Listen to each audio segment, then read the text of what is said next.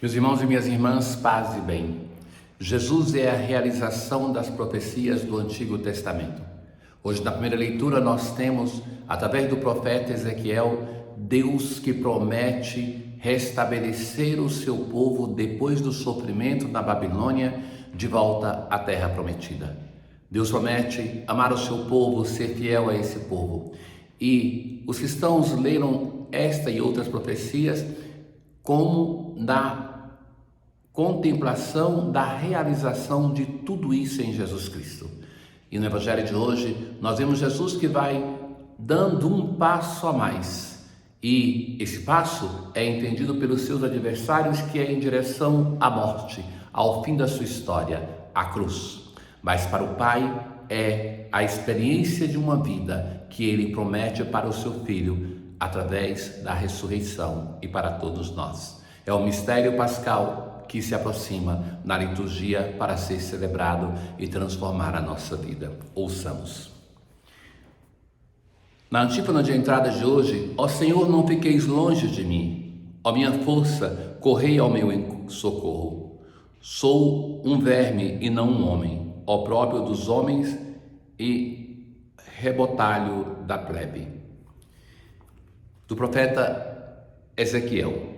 Assim fala o Senhor: eu mesmo vou tomar os israelitas do meio das nações, para onde foram. Vou reconduzi-los de toda parte e reconduzi-los para a sua terra.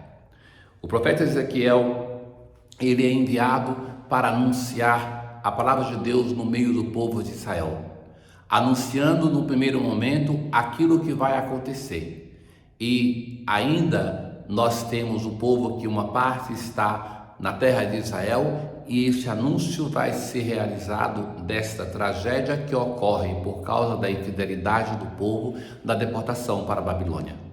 Agora Deus envia o profeta para este povo que está na Babilônia para anunciar a esperança, que Deus mesmo vai reconduzir o seu povo. Não vai enviar ninguém, é Ele mesmo que vai conduzir. Farei deles uma nação única, não mais divididas entre o reino do norte e do sul. Não se mancharão mais com seus ídolos. Eu os libertarei de todo o pecado. Constantemente o povo de Israel abandona o Senhor para seguir os seus ídolos. Se recordam da samaritana que Jesus vai dizer que ela não tinha nem o marido que tinha, porque ela já tinha 5 maridos? E que essa mulher é uma pessoa, mas também imagem de Israel, que ao longo da história foi se corrompendo com os ídolos dos outros povos e abandonando o Senhor, o seu Deus. Deus vai fazer com que o povo abandone os ídolos e que seja fiel ao Deus que lhe é sempre fiel.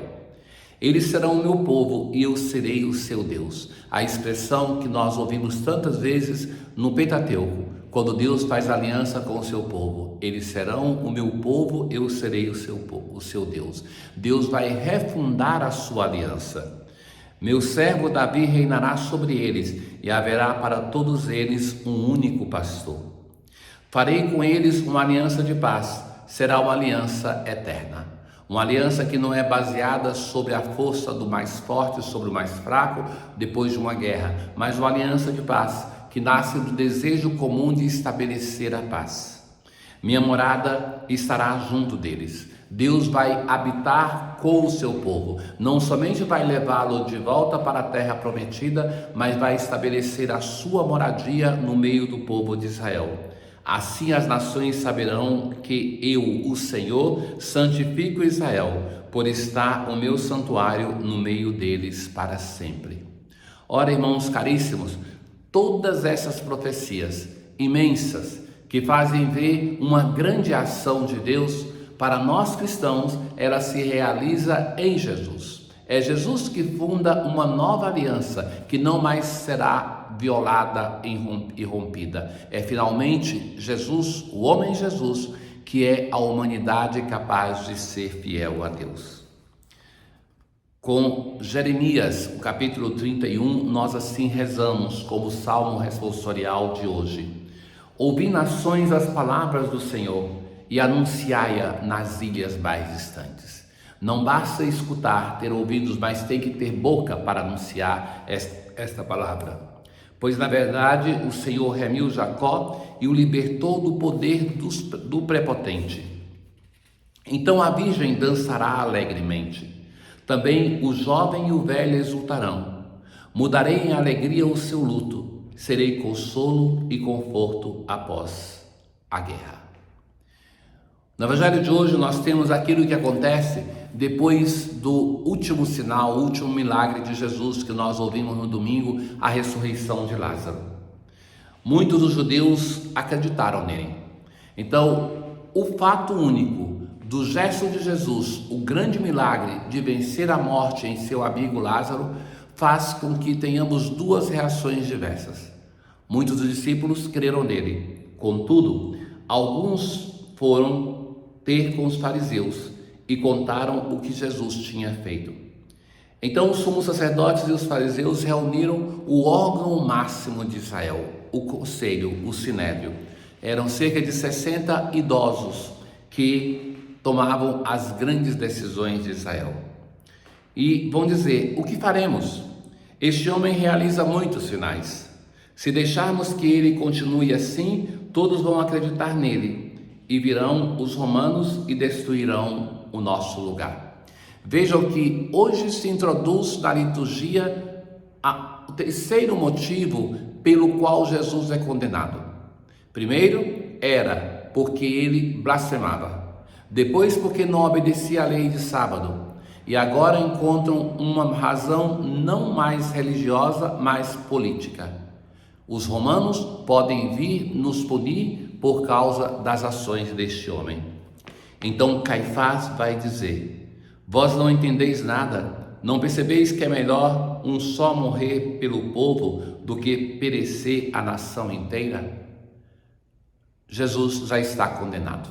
Jesus não terá a partir de agora direito a um julgamento justo, mas ele já está condenado. A decisão é que ele deve morrer, porque é melhor que um só morra por todos, porque eles agora encontram uma razão política para condenar Jesus. O evangelista João vai dizer que Caifás, o sumo sacerdote de turno, ele vai estar fazendo aqui uma profecia, profetizou. De fato, Deus usa de qualquer instrumento, até da mula de Balaão, para fazer chegar a nós a sua vontade. A profecia não é o retrato da santidade de uma pessoa, mas o profeta é um instrumento de Deus. E assim, o evangelista vai dizer que, de fato, Jesus deu a vida para salvar a nação, mas não só, mas ele também deu a vida para reunir os filhos de Deus dispersos. Aparece aqui um aceno importante à universalidade da salvação. Não mais somente para o povo de Israel, mas Jesus dá a vida para salvar a todas as pessoas. Por isso Jesus não andava mais em público no meio dos judeus. Jesus vai para Efraim, para a região do deserto. Ali vai ficar escondido. Ali permaneceu com seus discípulos. A Páscoa estava próxima. A cidade de Jerusalém vai se enchendo de pessoas, e essas pessoas então procuravam Jesus para saber aonde ele estava, o que aconteceu com ele. E eles diziam entre si: o que vos parece? Será que ele não vem para a festa? Ora, Jesus é conhecido e Jesus, com os seus gestos, com as suas palavras, provoca uma divisão. Se recordam daquilo que dizia o Simeão já no início da vida de Jesus? Esse menino vai ser causa de divisão, vai ser motivo da queda e erguimento de muitos em Israel. E é isso que acontece na vida de Jesus, sobretudo é isso que vai levar Jesus à morte de cruz, a dar a sua vida para a nossa salvação. Ó Deus, vós sempre cuidais da salvação dos homens e nesta quaresma nos alegrais com graças mais copiosas. Considerai com bondade aqueles que escolhestes, para que a vossa proteção paterna acompanhe os que preparam para o batismo e guarde os que já foram batizados. Tenham todos um bom dia. O Senhor esteja convosco, Ele está no meio de nós. Abençoe-vos o Deus Todo-Poderoso, Pai, o Filho e o Espírito Santo. Paz.